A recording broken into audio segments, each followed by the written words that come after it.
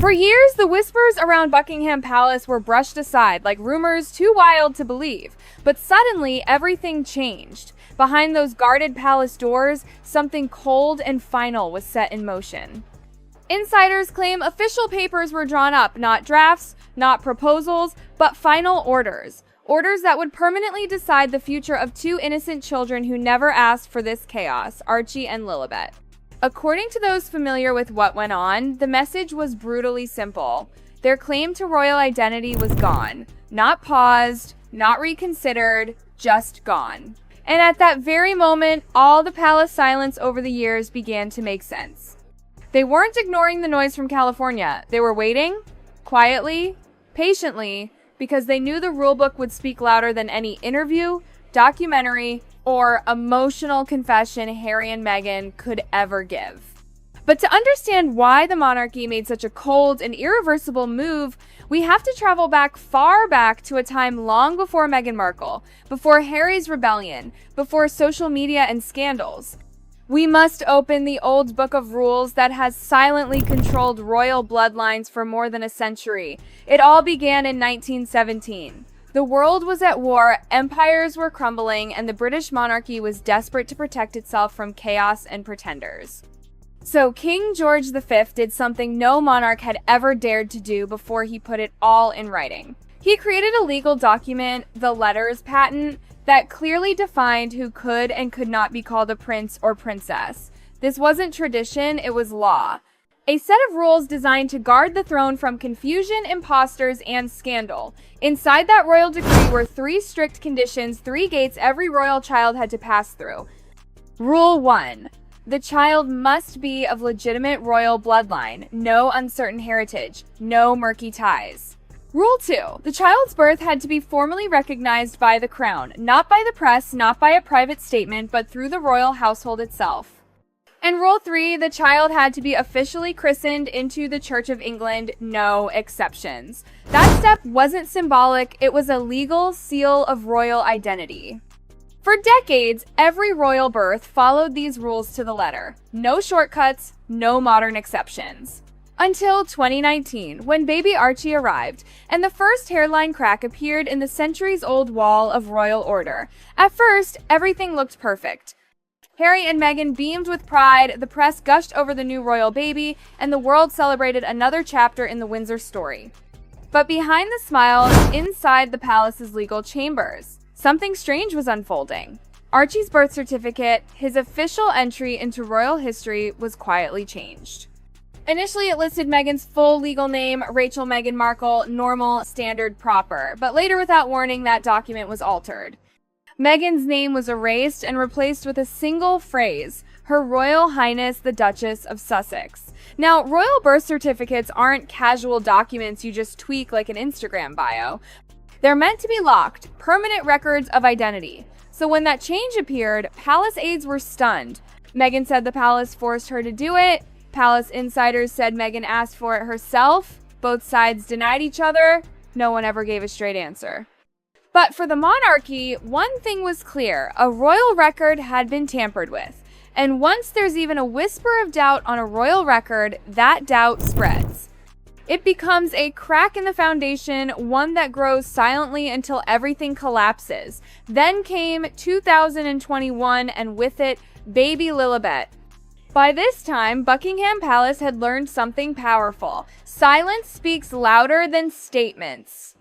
When her birth was announced, the world waited for the familiar royal ritual official palace confirmation, royal doctors, formal notices. But this time, nothing. No palace witnesses, no royal seals, no ceremony, just a cheerful press release from sunny California. To outsiders, it looked modern and charming, but to the palace, it was a thunderclap. The announcement didn't come from the crown. It came from a PR team thousands of miles away. There was no royal registration, no official record, nothing that tied this baby to the centuries-old institution she was born into. And to those who study royal protocol, that was monumental.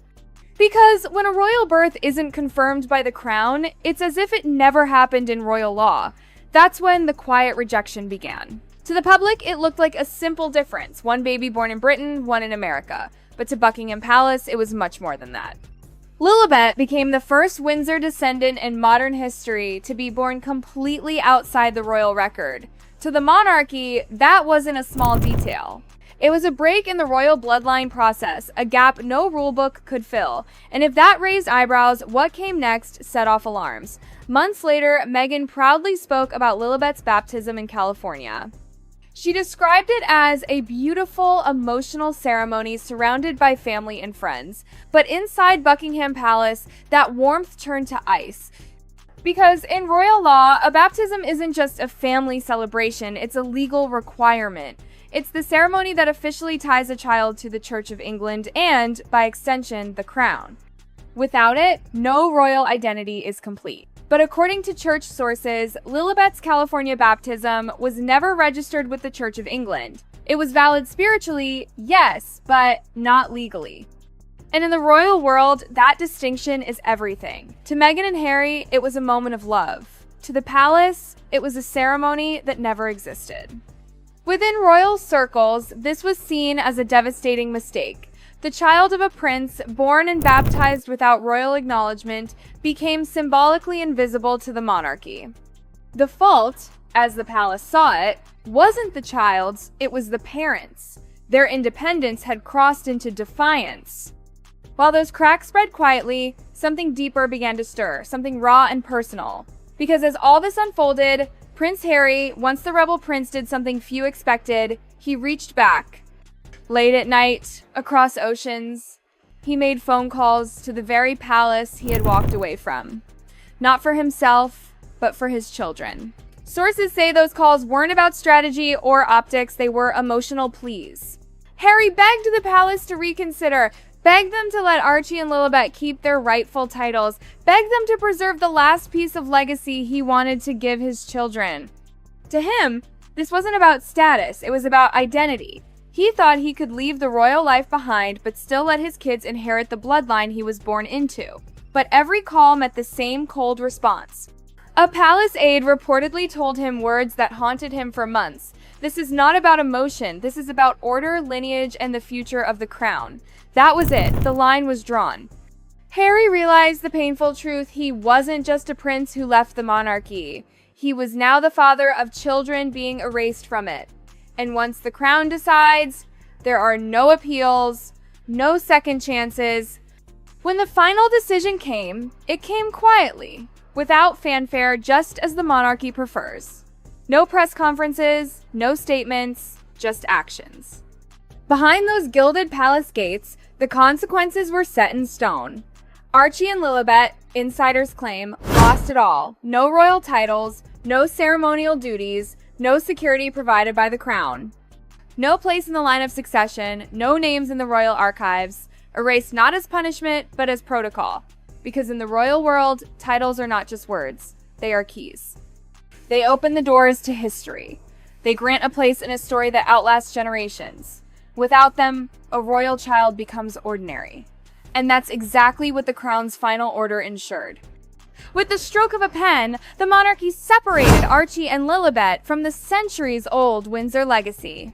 And through it all, Buckingham Palace remained utterly silent. No statements, no arguments, no denials, because the palace doesn't shout, it waits. It knows its greatest weapon has never been anger.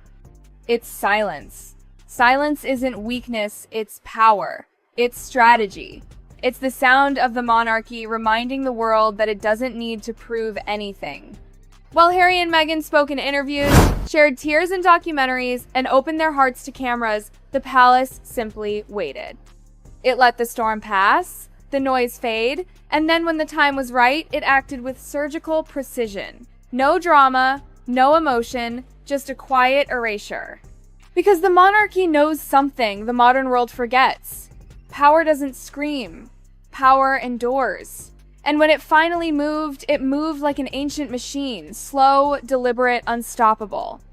Titles were rescinded, records adjusted, names quietly removed, and behind the polished silence of Buckingham Palace, one message echoed louder than any press headline: the crown does not bend. Not for celebrity, Not for noise, not for defiance. Once it writes you out of history, you don't become a rebel, you don't even become a cautionary tale, you become nothing. Just gone. That is the monarchy's final answer. Cold, quiet, permanent. Archie and Lilibet will grow up loved, cherished, and free, but never royal. They'll have warmth, family, maybe even fame. But their names will not live in the books that outlast time. The crown's silence will speak forever, because in royal history, absence itself is the punishment. And once the page is turned, there is no going back. And yet, even after all that, something inside Harry refuses to quiet down. Friends close to him say he still hopes, deep down, that one day the palace will change its mind. That his father, King Charles, might extend a hand not as monarch to subject, but as a father to son. But inside those marble halls, the whispers say the decision is final. The royal record has already been sealed, and once it's sealed, it's history unchangeable. Still, Harry keeps fighting in his own quiet way. He tells his friends he wants his children to know where they come from, even if the palace refuses to acknowledge them. Meghan, on the other hand, has learned to smile through the pain. She posts photos, writes messages about family, and presents an image of calm, yet those who've seen her up close say her eyes tell another story. The anger, the heartbreak, the disbelief that the family she once married into now pretends her children don't exist in royal law.